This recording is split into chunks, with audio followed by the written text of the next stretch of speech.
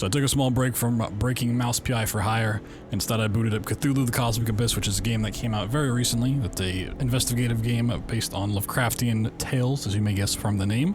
Anyways, I routed this myself, and we're going to start from a new game. These settings don't really matter. There's not a whole lot of difficulty. The only one that's going to matter is that persistent sonar right there in the middle. It's going to help for an out of bounds here in just a moment. We can actually skip all of these cutscenes and all the dialogue pretty much in the game by holding a spacebar. Now we're in Chapter 1, The Awakening, so we're going to get our first little tutorial on how to look at props. You can move them around. Unfortunately, I didn't find any way to actually do any sort of prop clips. It just kind of gets you stuck on the floor, but there is some potential there for some... Anyways, we're going to go inside this house looking for a girl named May. Jesus. Not going to get too deep into the story, but yeah, that's why we're here in this flooded house. Anyways, to complete Chapter 1, we just need to find 2 of these stones that Mia was researching. This one right here, and we need another one by her bed. It might be interesting to Pick that analyze up. the stone. It's going to unlock a gate to a different dimension. I get a little lost here. This house is quite dark. Found the right way this time around. Down the stairs we go. Gonna open this door, get some more dialogue in, and plug in the 2 rocks accordingly. And we'll pretty much have already wrapped up Chapter 1 of 7. I've seen a mysterious... To where? I don't know. So, it's plausible. So like I said, this is a route I put together all by myself. This is really only the second ever run that I did, but it's pretty clean, and I'm pretty happy with the amount of tricks that I did find. So if you're watching this and you think it looks pretty cool, and you want to give it a try or try to find some other tech for it, be my guest. I'd love to see more people pick this up. I'm sorry. But anyways, here we are, looking into the giant abyss. We're just going to run ahead. We're actually going to find Mia. And then we're just going to skip a whole bunch more cutscenes. So if we couldn't do this, the run would be much, much longer. But this will get us out of Chapter 1 and into Chapter 2. Did you see the sky? Feels like the whole cosmos. Elsa! Noah! Take breath. So we're talking a lot to Key, who's our like AI assistant, Okay, let's... as we are like a paranormal occult researcher, and we're gonna go down into the deep dark water and investigate some stuff that's happened down there. So we put on our suit, we're getting this thing, it's gonna give us another tutorial. Unfortunately, this one we can't skip by any means, at least not one that I could find. So we're just gonna skip some more stuff, get all this triggered, and then we have our giant investigative board, which is kind of the core crux of what you would typically experience during the gameplay. Running around, finding all these clues, putting them together, solving the mysteries, and learning how to progress through the game. Fortunately for us, as we already know the solutions, the game will let us just go and interact with the props and the key items that we need, plug them where they need to go, and we don't really have to deal with this. But yeah, this is a giant board. Essentially, you get clues. This is happening in a lot of investigative games. Mouse PI for Hire has the board itself. Another game that just came out, it's on my mind. But you can move them around, you can see all the clues on the right. There's a lot to read in this game, so none of it's really going to be relevant for the speedrun itself. But the game's pretty cool. Recommend checking it out. You can select a So group you can combine them, you can move them around. Just doing this to progress it as quickly as it gives me the tutorials. And now I know this next clue that I'm holding is going to solve the first question that it poses, which is a purple blob that pops up. It kind of just pops up randomly, as far as I can tell. So I'm just kind of moving this around, just waiting for the reaction time to kick in. Each deduction Having a little solved bit of creates a fun. new clue, which always provides further details. So just drop it in there, solve the clue. I will make sure to archive all your findings. You can refer back to them later if you And then we're wish. pretty much done this, That's it for and the we'll vault never now. see it again. I'm sure you'll find I will this be new opening up the interface menu useful. from time to time just to access the sonar scanning, which we'll get into when that pops up. But This is for Noah. the most part, we can just play the game from here on out. Trang, I have a signal. Ocean Ice facility is nearby, around 15. Now we're going down into the deep dark water. Like I said, we're going to try to find this base underwater. Here I go into the menu to turn to the brightness because it becomes really dark. And there's actually an out of bounds that I found by just going straight down to our little crash pod here. Just not in the intended way. You're supposed to just kind of stay on the same path there. And this is our sonar scan. So the persistent sonar thing I changed at the very beginning of the game in the settings lets that stay up for longer. So it's going to help me navigate out of bounds as we slip through this little hole in collision. And now this first giant map that we have is massive. We're going to be doing a lot of swimming, and we're already in deep dark water, but even being outside the map makes it darker, right? There's no lights guiding you where to go. You can see them off in the distance up there. That's where we're supposed to be. That's the path we're supposed to follow. So by turning up the brightness and then making use of our sonar scanner and just pulsing from time to time, I can kind of tell where the collision is. And I'm holding right so I can follow the path, but we're going to be out of bounds. So that way we can skip the entirety of the inside of the underwater base. Go into the part after that where you go back into the water to find what's known as the maze, which is like this ever-changing labyrinth that kind of loops back on itself. And we're going to be able to get that from out of bounds. It's really hard to tell what's going on here. So this is only my second run, so I was really hoping I didn't like overshoot this. We had to go for quite a while actually. It's pretty far over here. Just not hitting any of this. And I spent a lot of time just searching this water for some sort of trigger that would let us pass. And luckily I found the trigger that ends the map.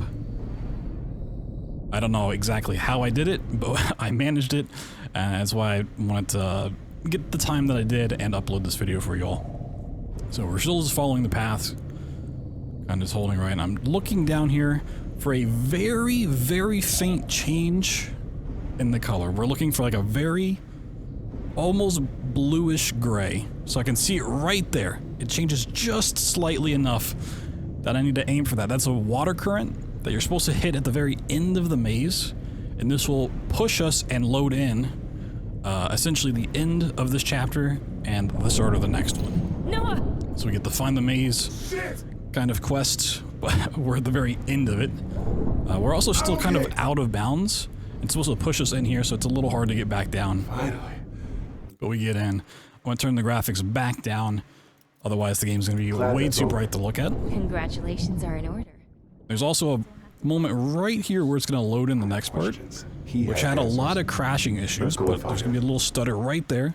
Heart stopped for a moment during the run, because I didn't want to have the game crash or the recording get corrupted. That's essentially the end of Chapter 2. We're going to be going into Chapter 3. This is one part that we can't actually skip.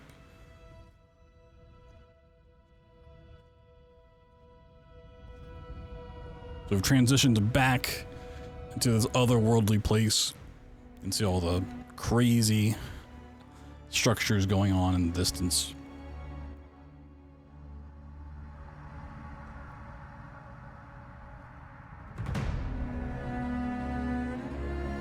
And surprisingly, a lot of the map actually has collision that it looks like. Not a whole lot of invisible walls in this area, so we can just kind of land here. I've reviewed numerous records of jump over on these underwater rocks. structures, but none come close And to this isn't going to be like a huge out of bounds. I couldn't actually quite make a full level skip work here. But you can cut out a little bit of extra walking and a little bit of backtracking by navigating up here. A cool mechanic this game does is if you fall down, you'll avoid out, but if you stand still long enough, it'll mark this as kind of the last place you're on solid ground. So I do that as a safety measure in case something goes wrong, but it's not gonna go wrong, thankfully. Let's do these tricky jumps across here. So I'll just on top of the map of where we need to go.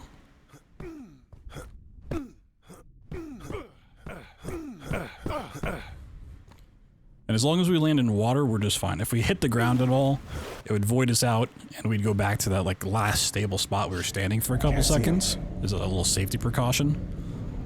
But we got it first try. We're swimming in some blood. Not a big deal. In this area, there's two different ways to do every map, essentially from this point on. Here we can either get 3 magnetic balls of Electrum and plug those in and like destroy the monster guarding the portal. Or we can find these 3 crowns, which this one I could not find for the life of me. There it is. I actually looked at it earlier. It had an eagle eye. We need 3 crowns. We gotta put them on 3 different skeletons after putting them in sacrificial blood. It's kind of weird.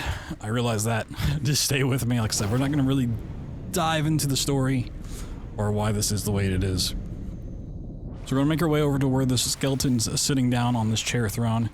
And I actually have the crown that he needs, a specific one, but it needs to be dipped in that sacrificial blood. So we're going to open up the pathway back so we can cut out some of the backtracking back through that water, because that's pretty slow. We also move slow in water, so I'm just going to do these jumps to kind of progress a little bit further. Get back to like the central hub area. A mix of seawater and I'm going to plug this into the sacrificial altar. There's a guy on the other side that we actually skip a cutscene with by doing all those out-of-bounds jumps. I'm going to put another crown in the blood there. There's 3 different pools for 3 different crowns. Pick both of them up. That way I have a little less back and forth. So we're going to go plug in the one that I found down in that pit before. Put it on the proper skeleton, and we're going to be making our way across over into the little labyrinth area.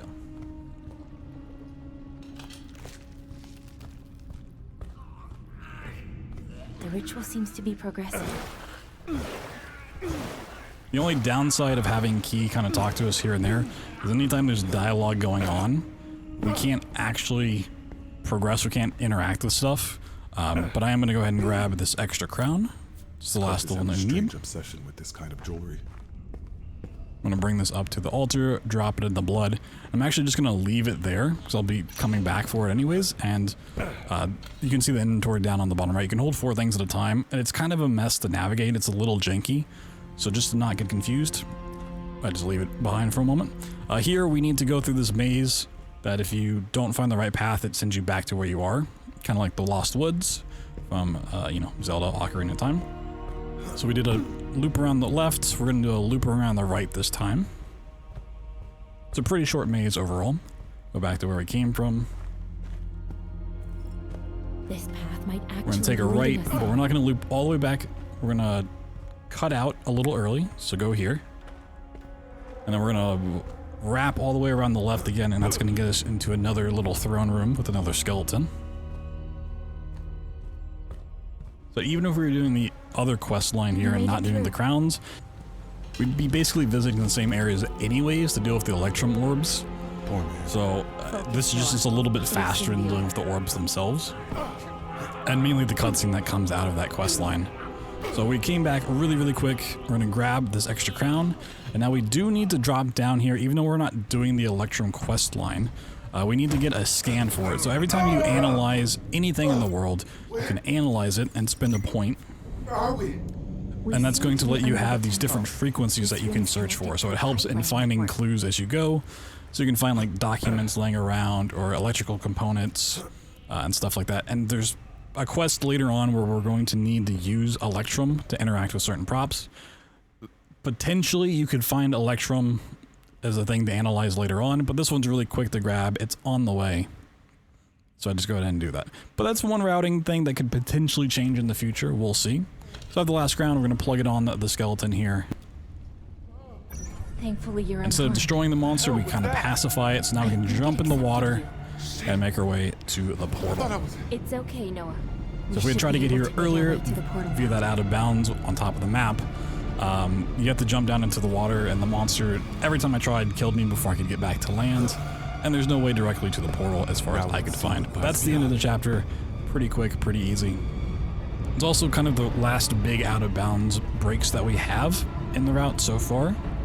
Everything from here out is kind of just playing things with the intended puzzle knowledge ahead of time, as well as just doing it fast and cutting out a lot of the extra stuff you would do during a playthrough.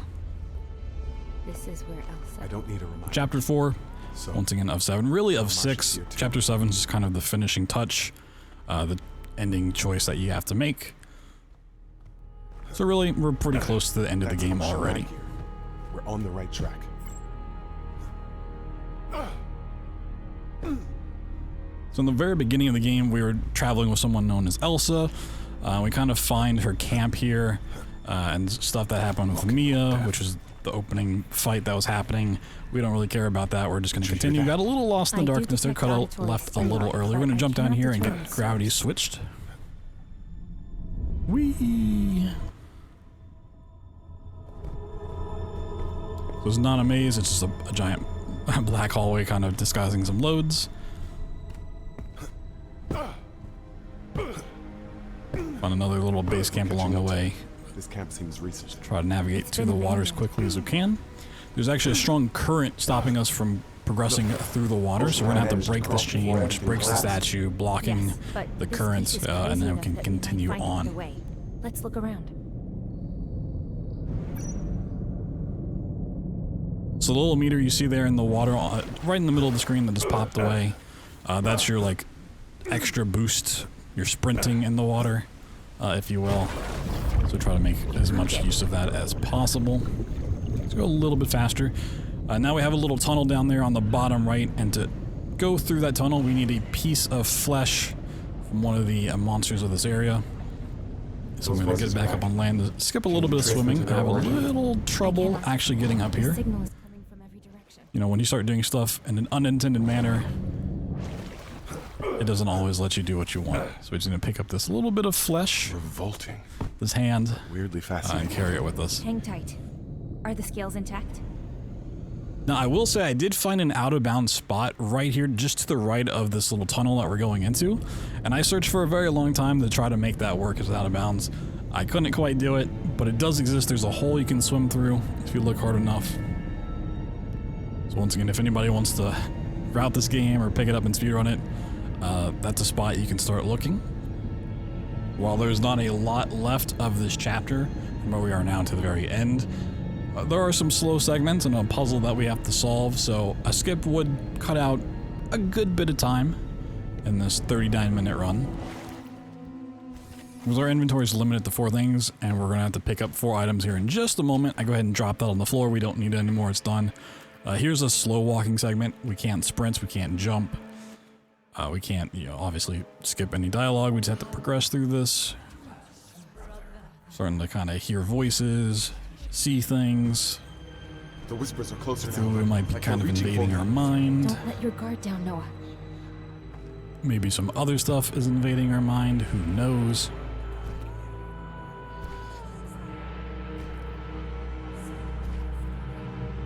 Fuck!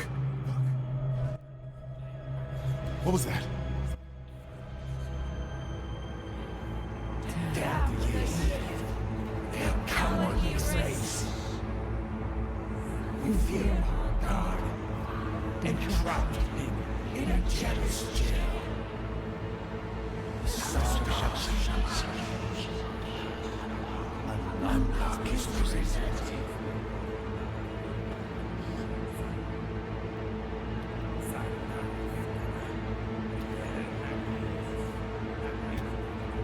Keep cool. So now we're at the slow walking into cutscene, so thankfully we can skip that one.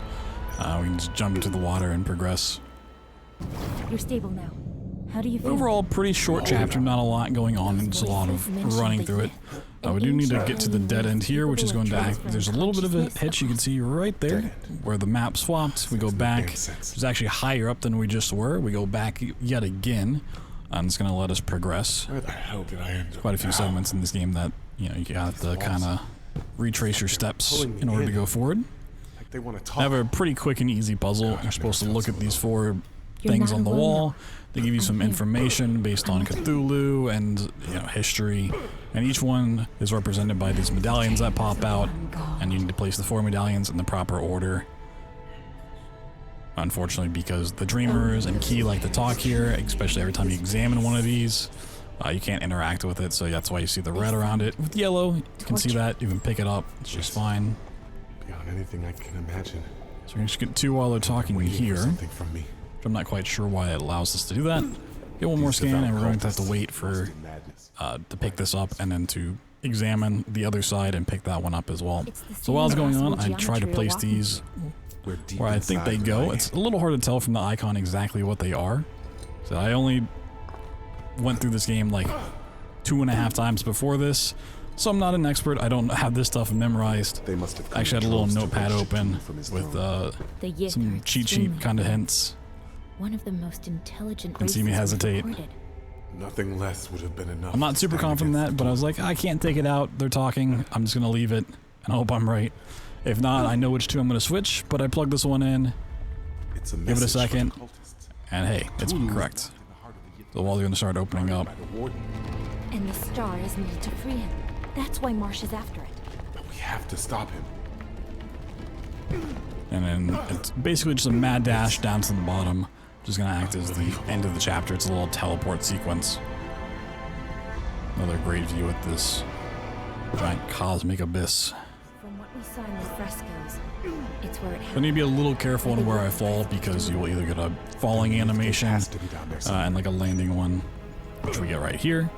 Or if you fall a little bit too far, then you get those void outs, which you want to avoid because it's going to go back to the last place that you were standing still for a couple seconds, and because we're constantly moving, it's going to send me pretty far back. So we drop down here into this dusty, foggy area, and we need to pick up this little scepter.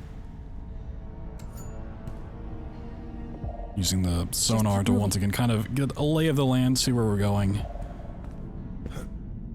We're just making our way up to the platform where we're going to plug in the scepter. The dreamers are going to come yell at us about something, and then we're going to be out of here. No, no, back! Stop. Stop. Voices, make them stop. I can't. It's So, surprise, Elsa's here. The person that we started the game traveling with. Come on, we'll find it. Still alive down here. We're into chapter 5. This is one of the cooler segments that's not out of bounds and super broken. Just having to do this one quickly I'm glad you're here. is a little cool to see. I won't lie, it's also a little sloppy, but bear with me. I got through it as fast as I possibly could without much practice. I've updated your vault with Ansile's data. We need to drop off into the water here, and I may have dropped a little too far and broke my leg, so that's a void out. So it sends us a little bit further back than I'd like, but we're going to drop off a second time into the water. Not going to be in here for too long.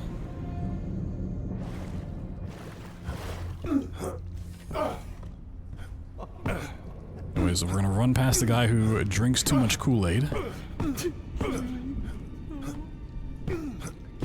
What's going on?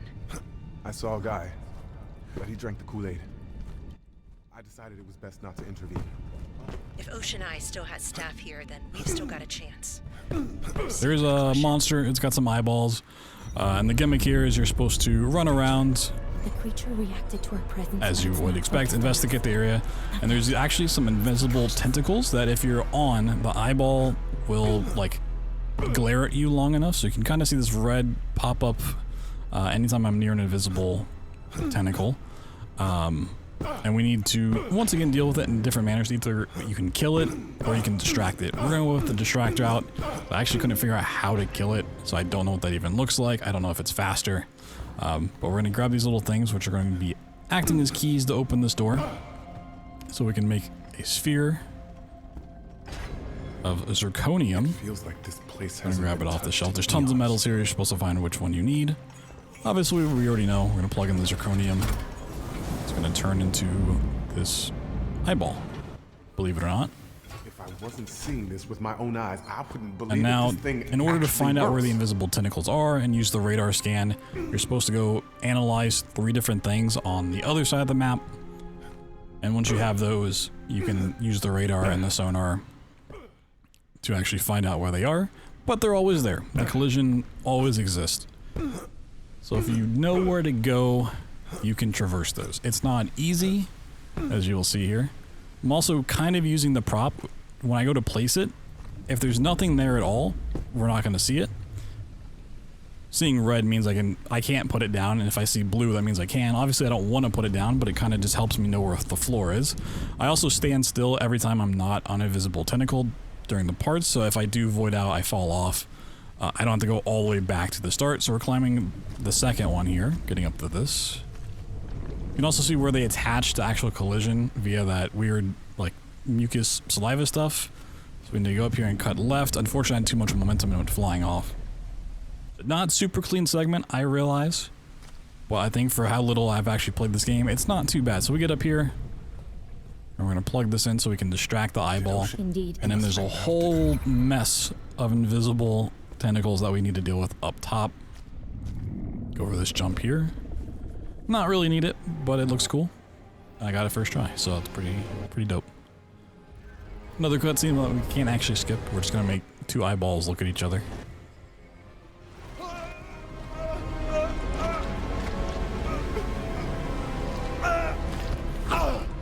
Now, our objective is to get to the very top, that glowing green sphere.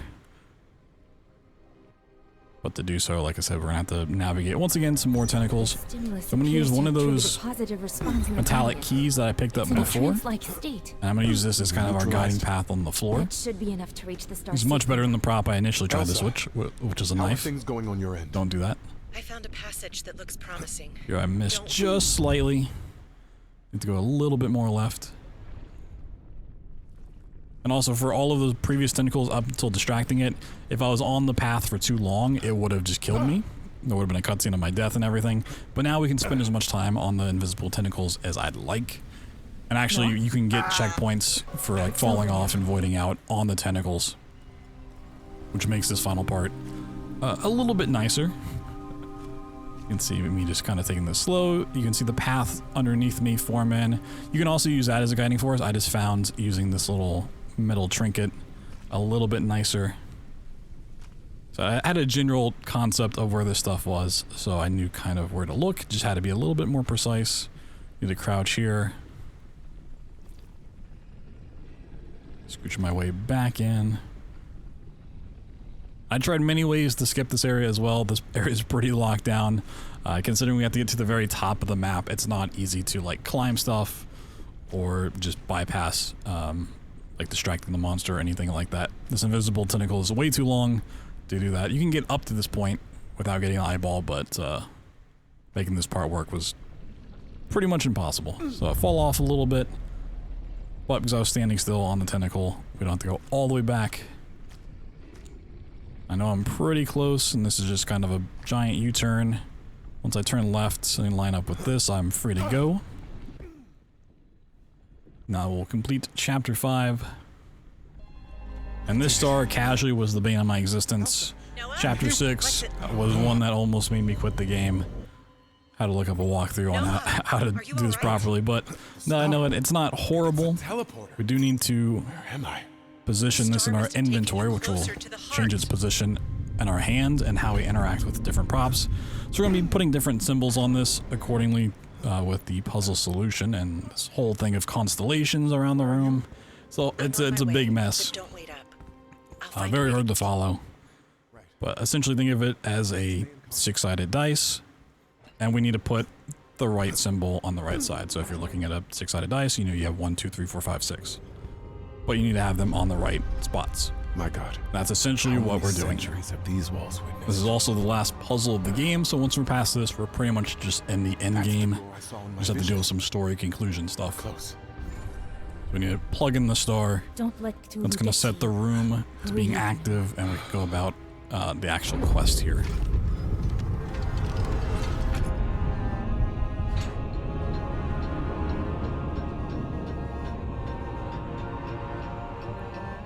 So I believe, if I'm correct in saying this, we're trying to open the last door, which is like the last door. Wow, so complex. To get to Cthulhu and the inner chamber. And there are people who built this whole door. And there's constellations that represent all of their names. And so we're putting the symbols that represent those constellations and those names onto this. And we'll be turning back to this pedestal. I try to get a little cheeky here, and because we need to scan this. I was trying to land on top of it. It didn't work. We have to wait for stairs to come down anyways, so it's not really a big time loss. But we're going to scan this to get the ultrasonic frequency. So here's our menu. So I can choose ultrasonic. You can see at the very top of the screen now. And anytime I scan and do a pulse, anything that also has ultrasonic as a tag will light up. Water. We need that to open this door right down here. So we're going to be able to put those symbols onto this die itself, the star. Also picked up a little triangle there. It's a cube actually. Responds to different frequencies, and that will change its shape. Like I'm in a cemetery. So here is where we can actually put those symbols on. Remember, this face was Once again, being very careful on how I place these. Even sometimes when you have it rotated properly, when you leave that inventory screen, it'll like rotate again in your hand. So I have to take an extra second to look in the bottom right every time I close this out to make sure it's the way that I want it before choosing the correct symbol. And there's many others. There's not just 6. And this is one I also had a little cheat sheet for.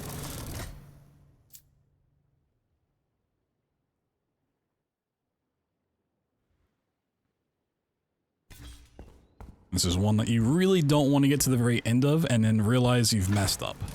It's a horrible feeling. You're just going to lose a ton of time. And then figuring out which symbol exactly is wrong, not only in terms of placing it on the right side, but the orientation of it matters as well.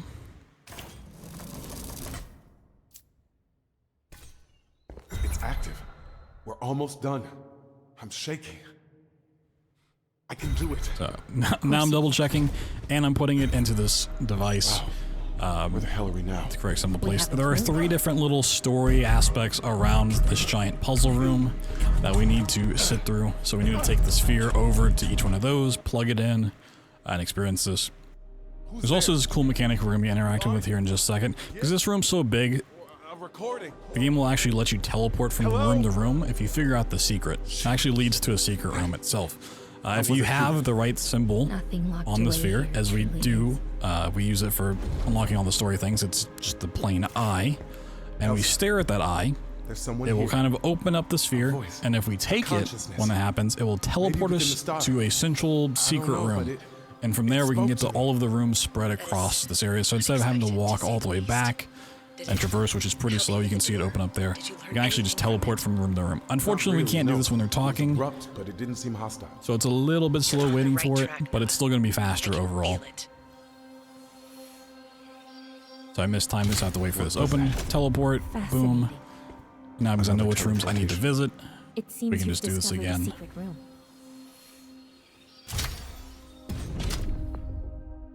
So we're just gonna come over here, plug it in.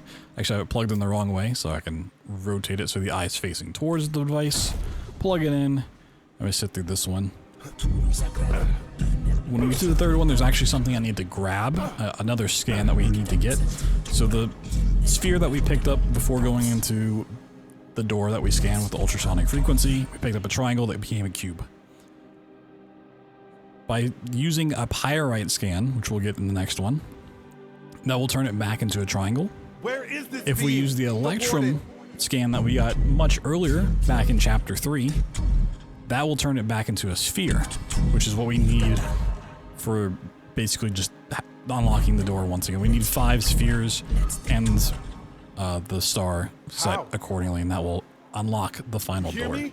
How? Fuck. So there's more dialogue that we can't actually skip here. And teleport once again. It's unbelievable. If only we had a little more time. There's so much we could learn from the star. Can you imagine the secrets it could reveal? The power it contains? This place is getting to you, Elsa. Let's just focus on getting out of here alive.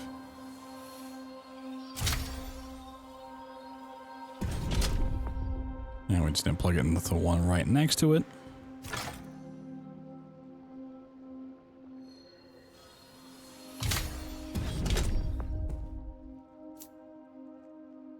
Make sure this is set accordingly in our hand yet again.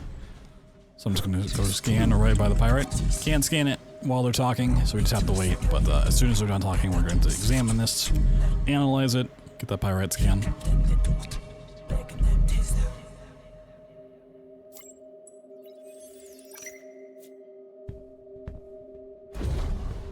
And go on.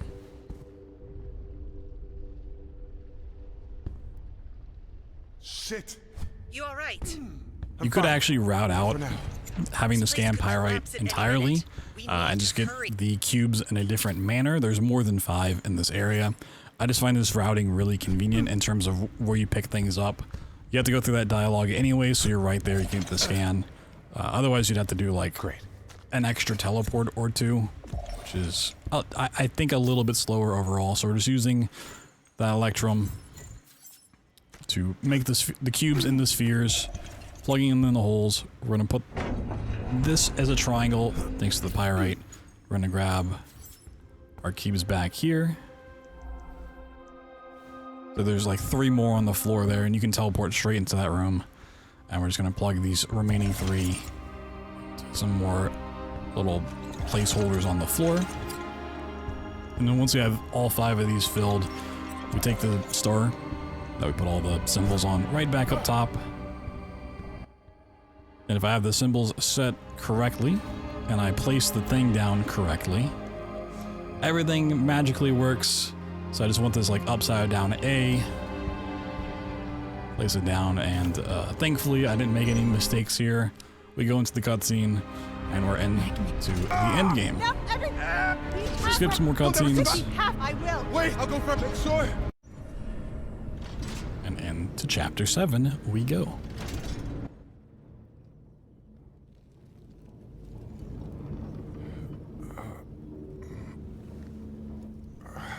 In terms of speed tech in chapter 7, there's really not much of anything. It's a really short chapter.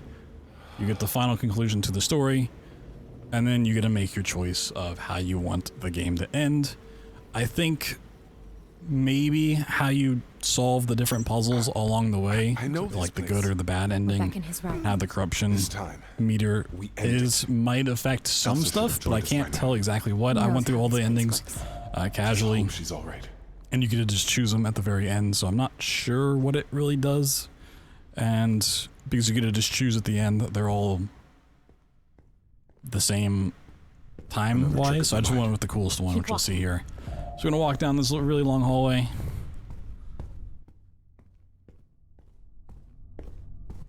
We're gonna jump in this well. Where are we Super exciting stuff right here. And that does transport us into a different well, so we're gonna pop up here. At this epic conclusion with the heart as we make our way over. So even though we're not getting deep into the story stuff, because honestly, I don't know it that well. In case you stuck around this long and you have no intention to playing the game, which, you know, you should. It's pretty cool. Essentially, our AI companion, Key, has tricked us into thinking that Elsa, our friendly companion, was someone that we found, that she was still alive down here, but it's just like a visual thing that she did to keep us going, to keep us on this quest. And we're actually going to find the real Elsa, who's going to show up and be like, that thing's been tricking you, it's evil. And then they both fight for different ways of dealing with Cthulhu and keeping him imprisoned, or some shenanigans. It leads to different endings, but ultimately I'm going to choose the one where I stab this unicorn horn into my own head, They built and we kind We of need to Wait, connect our mind to Cthulhu or something like that, device that used to become the warden. How does it work? and we get We have a to stab cool the shot star. at Daddy Cthulhu to end things off. So And then what happens? going through some more dialogue here, so we're going to skip all this here in a second. machine. Is there a way back? It doesn't look like it. So we end up like this guy? Are you afraid? I'm not sure which of these options is fastest. I Well, I just chose lost one you. at random. So if you want to Here pick this now, up so let's and finish explore this. things and route it and get a better time, I would love to see someone beat my time and improve upon don't know this. I do think it is cool There's no as a turning back speedrun. now. For better or Not a worse. whole lot going on. You know, we got the out of bounds, some skips here and there. Mostly just good routing. So if someone can find some more stuff, She you know, can't maybe see. they'll come Did it back make and you do some more think runs. I But here's the conclusion you've all been waiting for. She worked for Two Elsas. God, no. Oh no, Elsa. This is the She's way. only together. You're Ruby. Trust your You have to. I'm gonna grab this out of this guy, who's the last guardian, keeping Cthulhu imprisoned or something along those lines. We had a cool tease of him in the background there. Very cool design. There's a lot of Cthulhu games out there, and usually they end with showing him off at the very end, which is always a neat little moment. But here, I really like the design they went for. And then the choice. So you can just kind of wait it out and give it to Elsa, or give it the key, which is putting it in your own head. Just follow my lead. The final time of 39 minutes. So the rest is just cutscene from here that we're gonna bypass anyways. He's magnificent. Now.